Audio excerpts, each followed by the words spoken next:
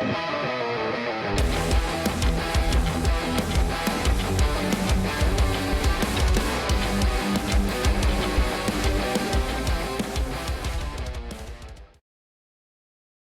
and welcome to Lone Star Silver Screen, a podcast about everything that exists at the intersection of Texas and the movies. I'm your host, Austin Zook, and today I'm joined by Eugenio Del Bosque, who is overseeing the upcoming CineFestival, which is celebrating its 47th year in San Antonio. How are you doing today, sir? Doing good, Austin. Thank you for having me. I'm excited to have you. I'm excited to talk about this festival. 47 years, almost half a century. That is a long time.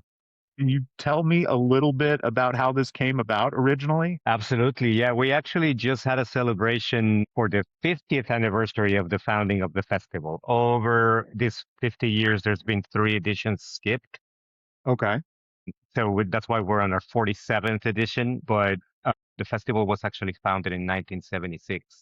It was founded by Adán Medrano, who instigated and joined us, of course, for that 50th anniversary celebration just a month ago. It was founded independently as a Chicano film festival in 1976 in San Antonio, of course.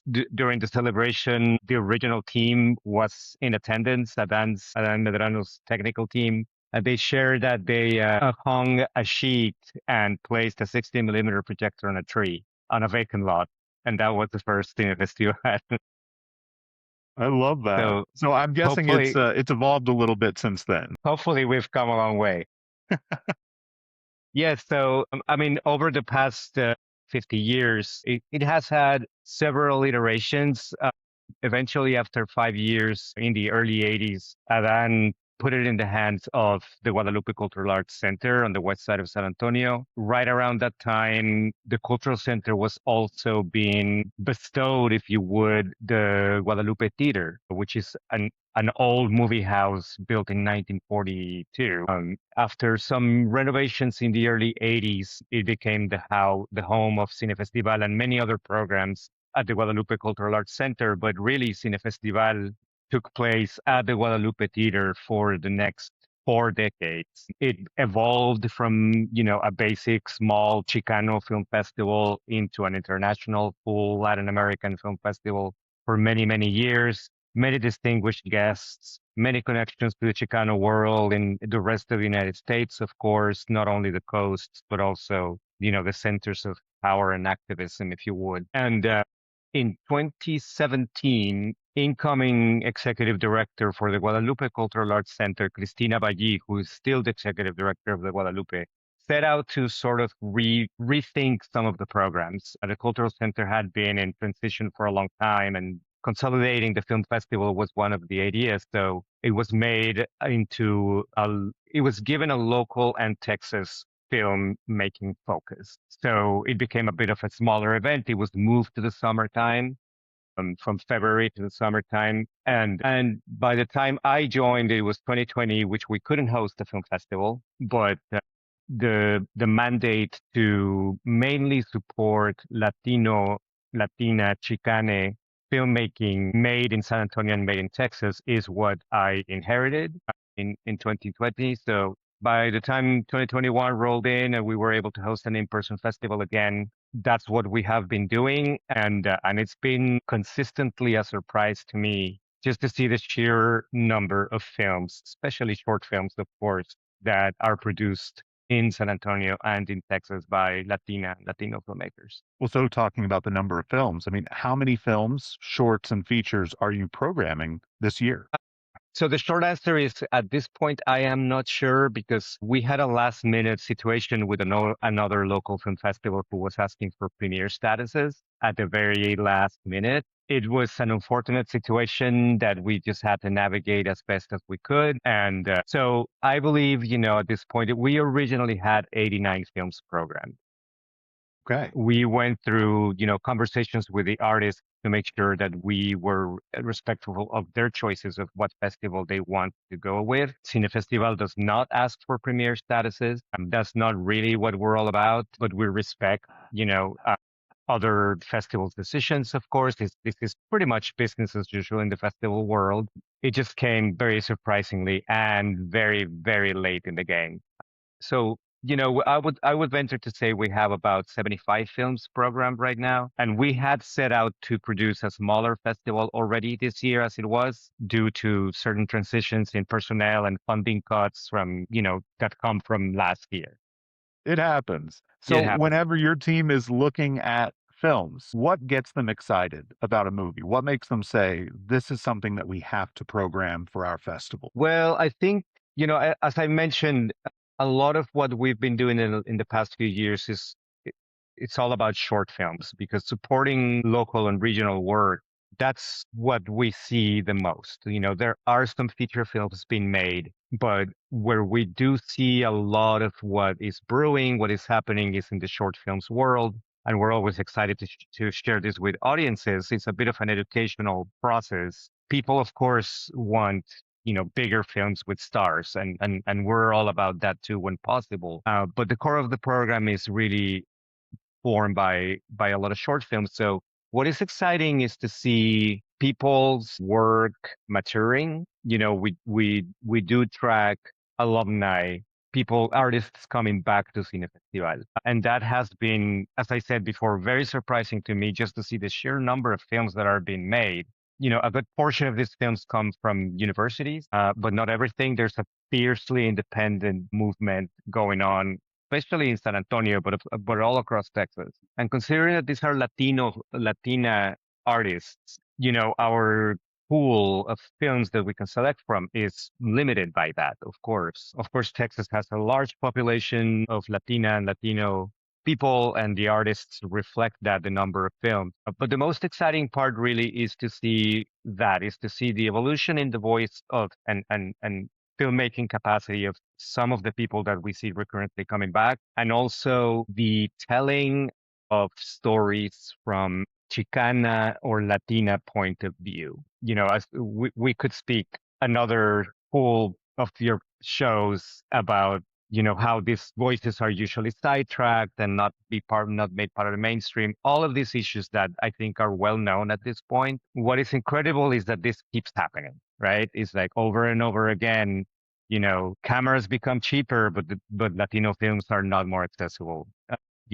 Platforms become bigger, but Latino films are still not accessible, especially films that are culturally legitimate, if you would, voices that are genuine, because it's such a young scene. There are established filmmakers, but there are a lot of young people making these films. It's a learning process. So seeing their voices mature is really, really motivating to us. And also seeing that they are telling stories that have to do with the mainstream, if you would, or history as we know it, but from a Latina or Latino perspective. That is always super interesting to us. So it sounds like you're getting a lot of young filmmakers, and this may be the first time their work is shown publicly. I mean, what does that mean to you to know that your organization is providing them that opportunity in their career and their development? So we've always been very aware of that.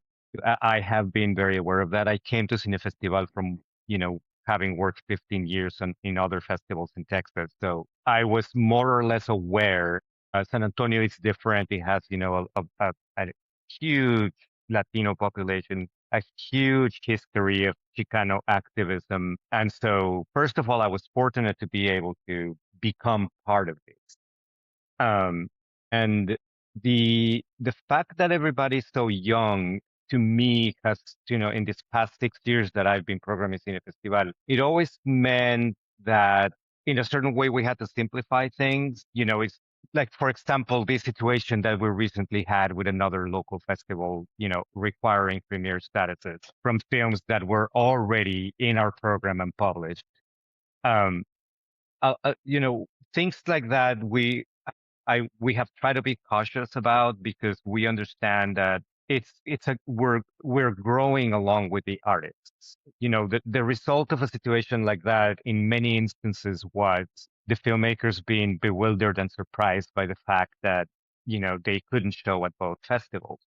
In other cities and with larger festivals, this sort of turf war, for lack of a better word, this was not a turf war, at least not in my perspective. But these lines that festivals have to move through, for example, in Austin, where things are very well defined. There are large film festivals and tiny film festivals, we always understood the territory, and we always understood, if the artists decide to go with one of the principles, of course we can't touch it. It's just a given. And the artists knew that as well. And of course, artists, traditionally and obviously are going to try to start from the top and then, go down the ladder. If you wish, like, I want to get into South by Southwest, of course. That's something that, we as programmers respect, but that is not something that San Antonio, for example, is used to. Right. So, for years I've seen, films go to several film festivals in town, the same film, right? And I think, the fact that the filmmaking population, the artist population is still quite young, especially here in San Antonio, navigating these things is something that we've been aware of and we've been trying to be accessible so we don't have these hurdles. I think what is happening now is the pains of growth. The fact that we see the same filmmakers recurrently come through with new films. We see them in each other's credits. People are collaborating. We're also getting a lot of films from like small towns in Texas. It's not necessarily the bigger cities. Places south of San Antonio, which is incredible. Places around Dallas, places, of course, around Austin, and then, far north or far west, Houston and surrounding. So because Texas is so large, everything is different in the different regions. I can really speak of San Antonio because that's where we are based, and I can really see, what is going on here. But in general, the fact that everybody's so young, we just try to work with them as much as possible. And another part of this is the selection process. I think because we have this mandate to support local and regional, it can be assumed that we're just going to program your film. But we do, of course, go through, as rigorous as possible a selection process. We have a selection committee. We are very limited in screen time, so we have to make a bunch of tough decisions. And explaining these to participating artists or people who send us their films for consideration, it's always something that we try to do. Just have that communication because of the same, everything is like a budding scene, and CineFestival is sort of hopefully just part of that, and it's an education learning process for everyone, and we are not here to say, well, this is the way it is. It's more like, let's see how we can all make it work out. And we of course have to have our guidelines and our lines of programming and, our limitations like everybody else. So I want you to brag on yourself for a second, okay? What's Sure. something that your festival does better than any other festival in Texas? Man, that's tough. But I want to think that this focus that CineFestival has had for the past 9 years on local and regional is starting to pay off. People are paying attention. We're not an industry festival. We're not bringing in investors yet. That's something that we have been talking about. And I would say that is like my perception is that we're building a reputation for cultivating this work. It's a risk that we also take because, as I said, selling a bunch of short films is not easy. When we can have the mainstream and the star power, of course we go for it, but that doesn't always happen, and that's normal too.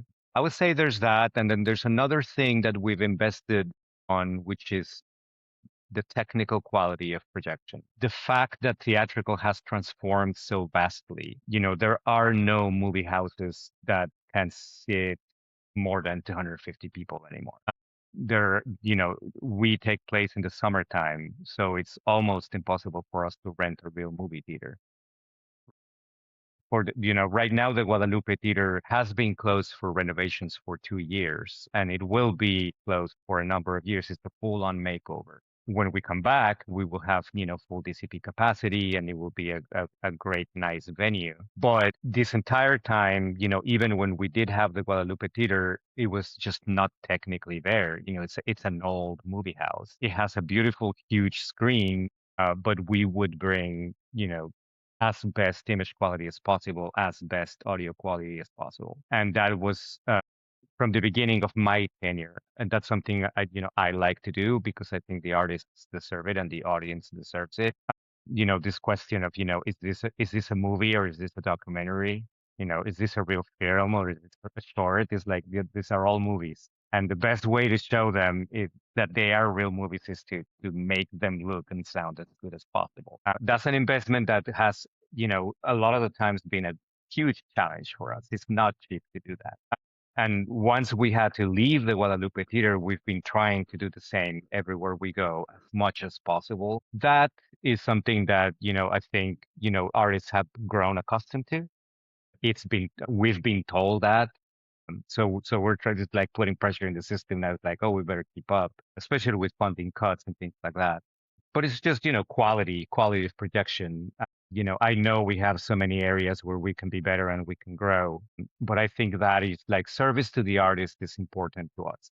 Everything that I spoke about before is like kind of growing with them and then understanding, adapting, and also providing, as good as a screening as we can provide. So, what do you want the biggest difference to be whenever this event takes place in 5 years from what you're doing this year? I think always more audience, like audience supporting these artists. That's, of course, just as important as service to the artist. The film doesn't fulfill its cycle without an audience. There's always room to grow there. The landscape is changing so radically with theatrical exhibition. We still believe that there will be a place for film festivals. That's one, I think audience growth. Another one is that we can all mature to a point where we understand what our strengths and limitations are. This is nothing new. This is just the way things are in this world. You also are dealing with filmmakers who have the capacity to make a feature film, rent a movie house, show it, hopefully recoup a little bit of money, place it on streaming platforms, everything independently, everything on their own, and hopefully make a little bit of money, recoup their investment because they're working with very little to begin with and make another movie. On a cycle like this, this is a localized market that exists anywhere in the world. And a lot of the times film festivals don't have a place there, and that's perfectly normal and understandable because there's such a budding scene going on, I think, the expectations are still that festivals can invest into this type of material. And it's also not necessarily something that aims for artistic excellence, which is usually something that we keep an eye on. These are more commercial films, films that, tell stories from perspectives that may, not be friendly to everybody, if you would. And this is, everybody should make the film that they want to make. And if they find a place for it, they should find it and hopefully have the opportunity to make more of them, unless they are, bad for society, of course. But so, having places for everything is something that we strive for. But I think also it's like growing together with the scene is like these things start falling into place a little bit better. And also continuing to see these voices mature. We know some of these short films, some of the people making these short films are going to be the people making the feature films. A lot of the filmmakers, when we call them into the stage for Q&A, they're like, we are working here and we don't want to leave. This is where Yeah. we're at. This is where our stories are. We don't want to go to New York. We don't want to go to LA. I mean, people go to Austin because that's where the jobs are, but they can come and go, right? It's just like you can still, smell the same food.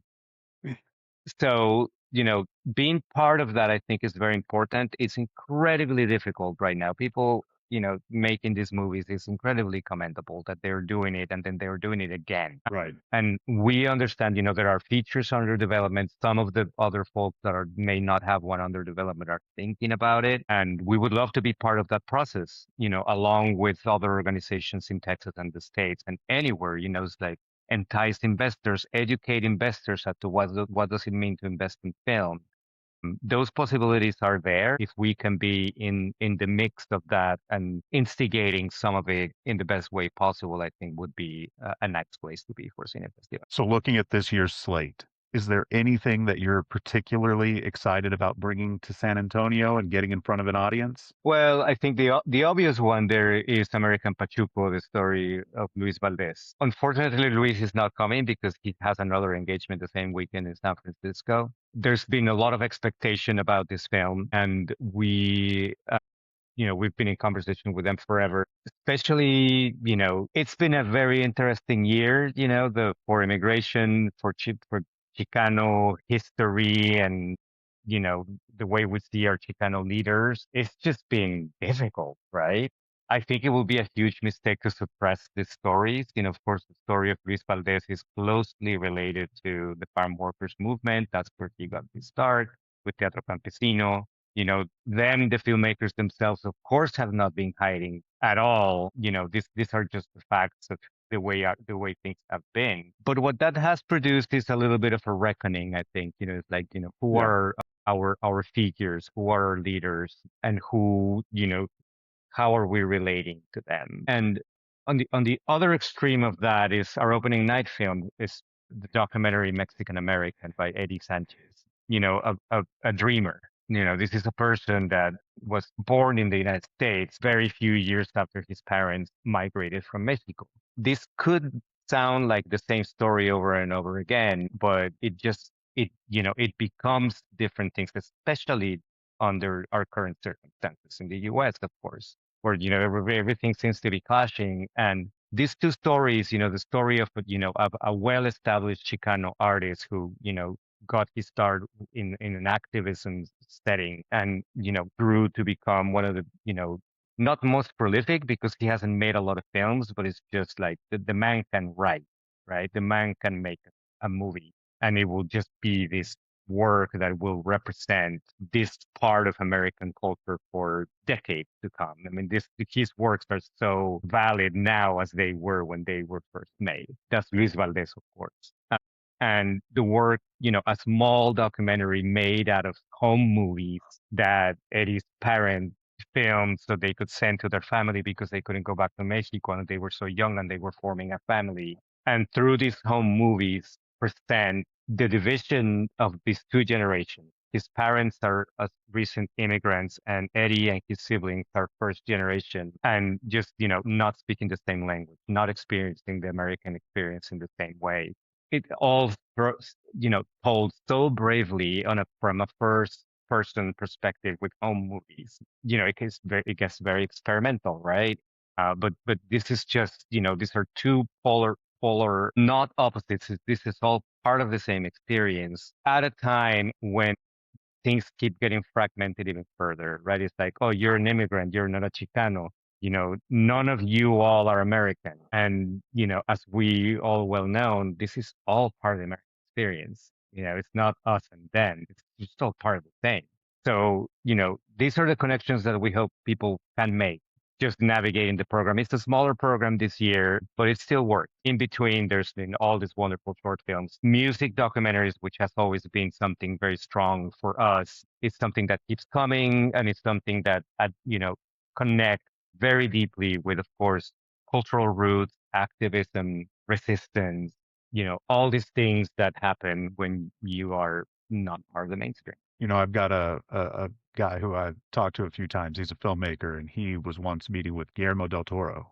And del Toro was talking about selling off some of his prized possessions. He was auctioning off some of the collectibles he had, and he told this guy, he said, sometimes you don't need a bigger cathedral, you need more personal iconography. So I've really taken that and run with it. So I don't think Hmm. smaller means worse. I think it means more On the impactful. So contrary, yeah, the films yeah. that you have, I'm sure that they're going to hit close to home. I think it sounds like you've got a great lineup. Now, to wrap up, I end every episode of the show by asking my guest, what's something you love about Texas? I think the genuine, legitimate voice of its story, that history of it's a history of migration, certainly, but it's also a place where borders have crossed people. And so many people don't understand that. That's something that you have to live. You have to understand. You have to be here to understand it and how that reflects onto everything. That very strong cultural identity, I think, comes from that. Comes from the fact that yes, it's a place that a lot of different cultures have converged here, yet it's also a place where the borders have been redrawn and they have crossed people and generations. And the fact that you can still, once you understand that, you can actually see it very clearly. And that makes it very unique. So the festival is running July 9th through 12th in San Antonio. Tickets are available now online. Yeah, yeah. Yes. Where can people go if they want to keep up with everything you guys have going on? GuadalupeCulturalArts.org. That's where everything starts, and you'll find the links to everything. Best way is super affordable. Half of what we do, more than half of what we do, is free, and the rest of it is super affordable. And really, the best way to support it is to obtain an all access pass. That will give you access to everything. You will bypass processing fees, and you can just attend everything you would want to attend. And slap my wrist if I'm wrong here, but I was looking it up earlier. I believe an all access pass is only $40. Is that That's right? correct. That's correct. Yeah. Very affordable. Yeah. Yeah. Yeah. It's very, very affordable. We try to keep it that way. We don't do everything for free because we can't really, we can't do that, especially right now that we're, going to third party houses. We don't have our own theater for the time being, but yeah, we try to keep it as affordable as possible, and everything that we can do for free, we do for free. All right. Well, hey, thank you so much for taking the time. This has been a wonderful conversation. Congratulations on getting to this point where you're about to host another festival. And I'm really looking forward to seeing how it all turns out. Yes. Thank you, Austin. We appreciate the conversation. Thanks for reaching out, and hope you can make it too.